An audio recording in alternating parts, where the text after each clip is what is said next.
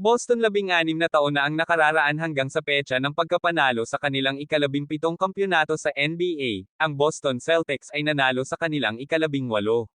Kung bago ka pa lang po sa aking channel baka pwede naman po pakipindot subscribe button pati na rin po notification bell para po palagi ka updated sa susunod ko video. Maraming salamat po. Tinalo ng Celtics ang Dallas 106-88 sa Game 5 noong Lunes, na naglagay ng mga pagtatapos sa larawan ng isang kampyon.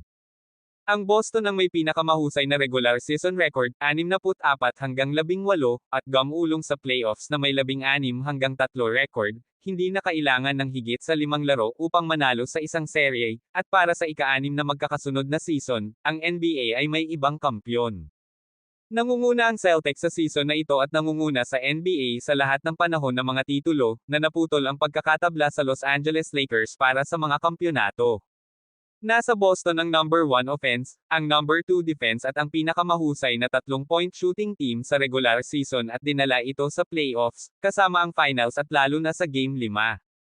Umiscore sila ng 67 puntos sa first half, hinawakan ang Dallas sa mas kaunti sa 100 puntos, sa 44.9% shooting, sa ika-4 na pagkakataon sa serye at dinaig ang Dallas sa pamamagitan ng 3-point shooting. Ang Boston ay 12-4-23 sa 3s sa isang punto sa ikatlong quarter.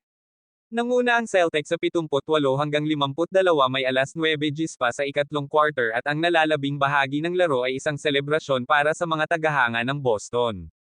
Pinangunahan ni Jason Tatum ang Celtics na may 31 puntos, 11 assists, at 8 rebounds, at si Jaylen Brown ay may 31 puntos, 8 rebound at 6 na assist.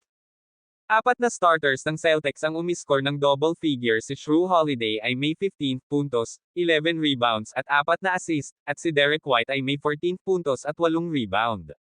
It was a joy watching the guys just grow as a team throughout the year but also like really work at it, sabi ni Celtics coach Joe Mazzulla na sa 35 taong gulang ay naging pinakabatang coach na nanalo ng championship mula noong Boston's Bill Russell noong 1969.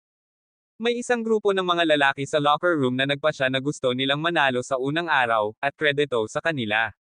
Si Luka Doncic ay may 28 puntos sa 12-4-25 shooting, 12 rebounds at 5 assists, ngunit 2-4-9 sa 3-pointers, at nagpatuloy ang House of Horrors ni Kyrie Irving sa Garden. Siya ay 5-4-16 mula sa field, 3-4-9 sa 3s at mayroon lamang 15 puntos. Papurihan ng maraming nalalamang tagapagtanggol ng Boston sa pagpapahirap sa pag-score kina Doncic at Irving. Subaybayan para sa pinakabagong impormasyon, mga update, pagsusuri at mga highlight. Nakuha ni Brown ang Finals MVP para sa kanyang produksyon sa 4-1 panalo ng Celtics laban sa Dallas Mavericks. Nakumpleto ng Boston ang trabaho, tinalo ang Dallas sa Game 5 Lunes, at si Brown ay may 31 puntos, 8 rebound at 6 na assist.